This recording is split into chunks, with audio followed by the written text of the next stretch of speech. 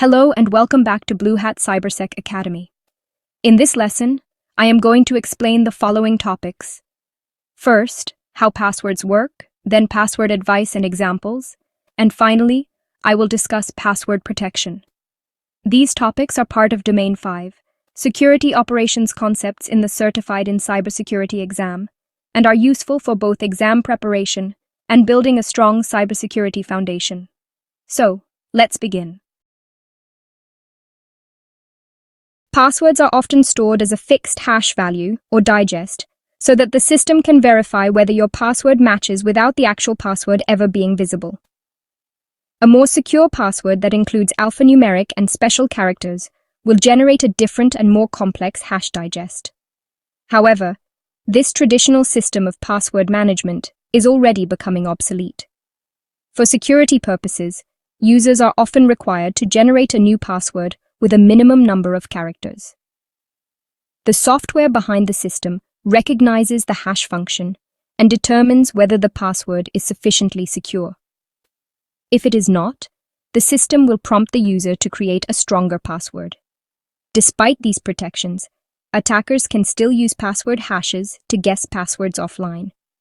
If an attacker copies a password file, usually containing hashed passwords, from a compromised workstation or server, and knows the hashing algorithm used, they can attempt to match the hash by trying random sequences of letters and numbers until a match is found. Now, let's move on to some practical password examples. If you use a 10-digit numeric password, software designed to perform cryptographic brute force attacks could crack it in as little as 5 seconds.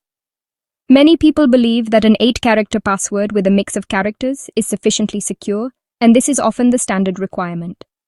However, if an attacker is determined, such a password could be cracked in approximately 35 days. To improve security, consider using a password with 16 characters that includes at least one uppercase letter and one special character.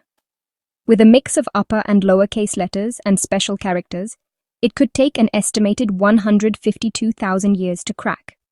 By following a strong password policy and appropriate procedures, password security can be improved significantly.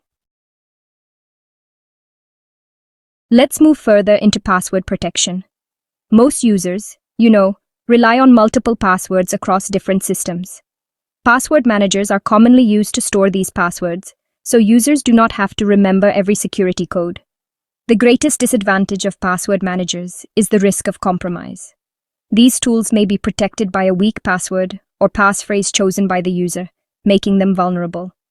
There have been many cases where private data stored by cloud providers was accessed by unauthorized individuals due to compromised passwords.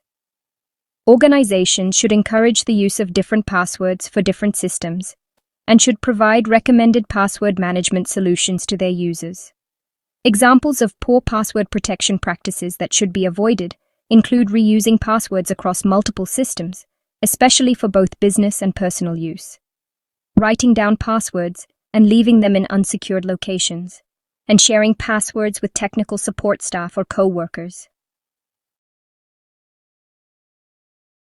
That's all for now. Thanks for tuning in. Keep the momentum going by checking out the next video in the series, and if you haven't already, please like, share, and subscribe to Bluehat Cybersec Academy.